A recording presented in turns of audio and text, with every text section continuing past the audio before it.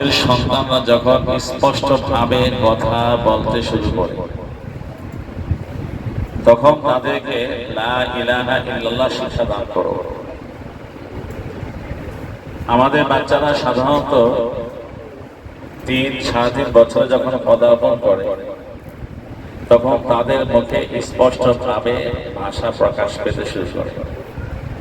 এর আগে যদিও তারা টুকটাক 2-4টি ভাষা বলে, কথা বলে, কিন্তু স্পষ্টভাবে কথাবার্তা সাধারণত 3-3.5-4 বছরের মধ্যেই বাচ্চাদের মধ্যে পূর্ণরূপে প্রকাশ ঘটে। রাসূল আকরাম সাল্লাল্লাহু আলাইহি ওয়াসাল্লাম ইরশাদ করেন যে তোমাদের বাচ্চারা যখন স্পষ্টভাবে কথা বলতে শুরু করবে ফাআল্লিমুহুম লা ইলাহা ইল্লাল্লাহ, তখন থেকে তাদেরকে কালিমা তথা তাওহীদের শিক্ষা দান করো। তার খালিক মালিক আল্লাহ এর পরিচয় তাদেরকে প্রদান করো এবং তার জীবনের দাতাকে, তার এই অস্তিত্বের মালিককে, সেই খালিক মালিক আল্লাহ সম্পর্কে তোমার বাচ্চাকে পরিচিত করাও। তো ইসলামের শিক্ষা, তাওহীদের শিক্ষা, দ্বীনি শিক্ষা এর সূচনার টাইম, এই সূচনার সময়কাল আল্লাহ নির্ধারণ করে দিয়েছেন। যখন থেকে বাচ্চার মুখে ভাষা স্পষ্ট হবে তখন থেকে তাকে তাওহীদের দীক্ষা দেওয়া শুরু করতে হবে, যার অর্থ দাঁড়ায় যে একটি বাচ্চার, একটি শিশুর শিক্ষা শুরু হবে ধর্মীয় শিক্ষা দিয়ে। এটা তো তখনই সম্ভব যখন ধর্মীয় শিক্ষা দিয়ে বাচ্চার শিক্ষা জীবনটা শুরু হবে। ওয়াইদা আশকারু আমরুহুম বিসসালাহ, ইশগার বলা হয় আমাদের বাচ্চারা যখন দুনিয়াতে ভূমিষ্ঠ হয় তখন তাদের মুখে কোনো দাঁত থাকে না। দাঁত থাকে? নবজাত শিশুর মুখে দাঁত থাকে? দাঁত থাকে না। কিছুকাল যাওয়ার পরে তাদের মুখে দাঁত পড়তে শুরু করে, কিন্তু এই দাঁতগুলো অস্থায়ী। এই দাঁতগুলো আমাদের সমাজের ভাষায় দুধের দাঁত বলে। এই দুধের দাঁতগুলো অস্থায়ী। এই বাচ্চাদের বয়স যখন 6-6.5 হয় তখন থেকে এই দুধের দাঁতগুলো পড়া শুরু করে। এরপরে যে দাঁত ওঠে সেটা স্থায়ী। রাসূল আকরাম সাল্লাল্লাহু আলাইহি ওয়াসাল্লাম বলেন ওয়াইদা আশকারু, যখন তোমাদের বাচ্চাদের দুধের দাঁত পড়তে শুরু করে আমরুহুম বিসসালাহ, তখন বাচ্চাদেরকে নামাজের নির্দেশ দান করো।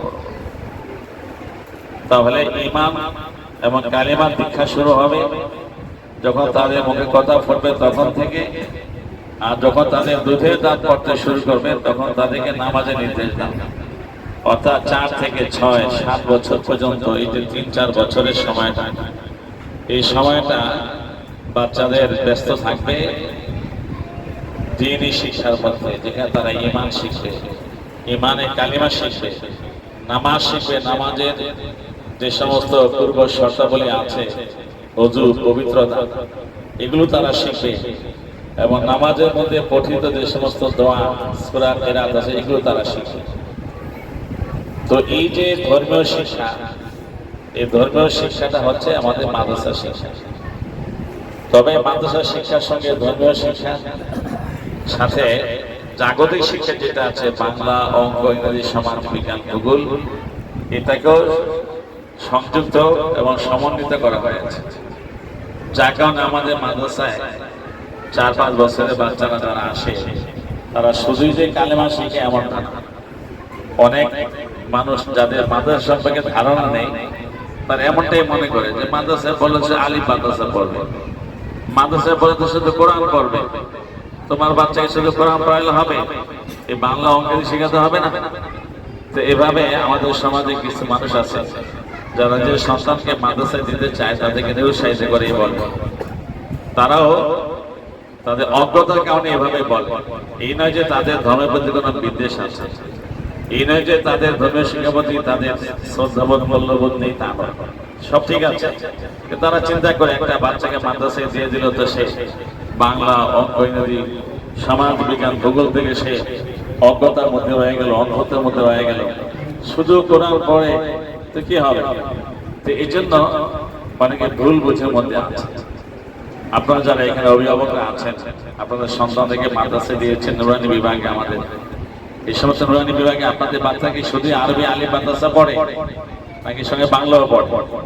ইংরেজি পড়ে না, গণিত শেখে না, সমাজ বিজ্ঞান ভূগোল পড়ে না, সাধারণ জ্ঞান সব পড়ে? শুধু পড়েই না, বরং বর্তমান সময়ে স্কুল শিক্ষা নামে বা শিশু একাডেমি নামে বা কিন্ডারগার্টেন নামে যেগুলো চালু আছে, সেগুলোর মধ্যে শিশু শ্রেণী পেলে নার্সারি ওয়ানে যা পড়ায়, আমাদের মাদ্রাসা নুরানি মক্তবের পেলে নার্সারি ওয়ানে যারা শিশুরা আছে, এই শিশুরা যদি তাদের সঙ্গে প্রতিযোগিতা লিপ্ত হয়, তো আমরা চ্যালেঞ্জ দিয়ে বলি যে আমাদের বাচ্চারাই সেখানে 1 নম্বর হবে ইনশাআল্লাহ।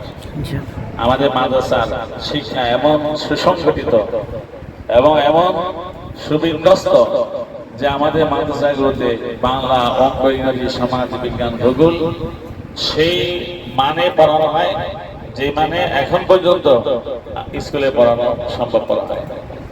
সাথে আপনি বাকি পাচ্ছেন কোরআনের শুদ্ধ তেলাওয়াত, ওযু গোসল এবং দৈনন্দিন জীবনে যত মাসআলা মাসাইল দোয়া দরুদ প্রয়োজন, এবং সাথে নামাজের 60টি মাসআলা আমাদের নুরানি এই মক্তব থেকে বাচ্চাদেরকে মুখস্থ করিয়ে দেওয়া হয়। আল্লাহ রাসূল সাল্লাল্লাহু আলাইহি ওয়াসাল্লাম কিন্তু সেই কথাটি বলেছেন ওয়াইদা আশকারু ফামরুহুম বিসসালাম, বাচ্চাদের বয়স যখন 6-7 হবে, তাদের দুধে দাঁত পড়তে শুরু করবে, তখন তাদেরকে নামাজে আদেশ দাও, মানে এর আগে তারা ইলম শিখবে, ওযু গোসল শিখবে, নামাজ শিখবে, আর 7 বছর 6 বছর বয়স থেকে তার প্র্যাকটিক্যাল শুরু করবে। ফামরুহুম বিসসালাম, কাজে একটা টাইমিং স্কেল আল্লাহ ঠিকঠাক করে দিয়েছেন এবং স্তর ভাগ করে দিয়েছেন। তো আমাদের বাচ্চাদের শিক্ষা জীবনটা মাদ্রাসা দিয়ে শুরু হোক, দ্বীনি শিক্ষা দিয়ে শুরু হোক।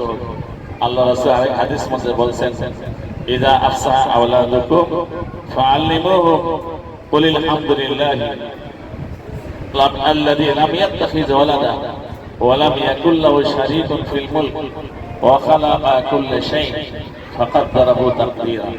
তোমাদের বাচ্চারা যখন কথা বলতে শুরু করে, তো তখন তাদেরকে শিখিয়ে দাও যে আলহামদুলিল্লাহিল্লাযী লাম ইয়াত্তাখিয ওয়ালাদা, শিখিয়ে দাও আল্লাহ তাওহীদ, আল্লাহ সিফাত, এবং বুঝিয়ে দাও আল্লাহ এমন এক সত্তা যার কোনো সন্তান নেই, যার কোনো মা বাবা নেই, বরং তিনি সকল পৃথিবীর মা বাবার স্রষ্টা, তিনি সকল সন্তানের স্রষ্টা, তিনি সবকিছুর মালিক, তিনি একক, তিনি লা শারীক, তার সমকক্ষ, তার সমমর্যাদা কেউ নেই।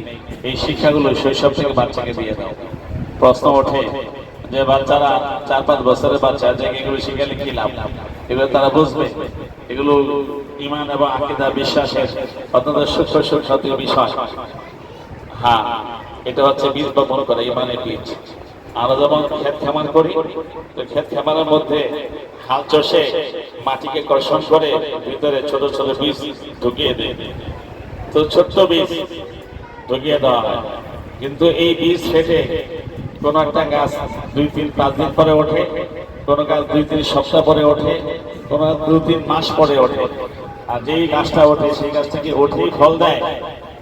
কোন কোন গাছ তো 6 মাস 9 মাসে ফল দেয়, ফুল দেয়। কোন কোন গাছ 6 বছর 9 বছর পরে গিয়ে ফুল দেয়। তাহলে এই যে বীজ বপন করা হলো, এই বীজ বপনটা কি ব্যর্থ নাকি সফল হয়েছে? সফল হয়েছে।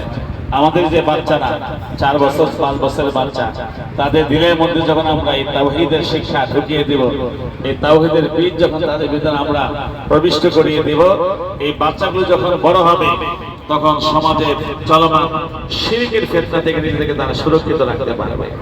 সমাজে চলমান কুফরি থেকে, সমাজে চলমান বদ্দিনী বেদিনী থেকে, সমাজে চলমান মানসিক ঈমান আকীদা বিশ্বাসকে বিধ্বংসী সব রকমের চিন্তা চেতনা থেকে তাদেরকে সুরক্ষিত রাখা, সেই ঈমানের যোগ্যতা, ঈমানের সক্ষমতা তার মধ্যে পয়দা হবে। এই জন্য আল্লাহ রাসূল সাল্লাল্লাহু আলাইহি ওয়াসাল্লাম বলেছেন, তোমাদের বাচ্চারা যখন স্পষ্ট কথা বলতে শুরু করে, তখন থেকে তাদেরকে এই লা ইলাহা ইল্লাল্লাহ তালিম এবং তার শিক্ষা দীক্ষা দিতে শুরু করো। তো এই জন্য আমি আবারও মোবারকবাদ জানাচ্ছি আমাদের ভাই বোনদেরকে, যারা নিজেদের সন্তানের জন্য মাদ্রাসার শিক্ষাকে পছন্দ করেছেন এবং মাদ্রাসার শিক্ষা দিয়ে নিজেদের বাচ্চাদের শিক্ষা জীবন শুরু করার প্রত্যয় নিয়ে মাদ্রাসায় ভর্তি করেছেন।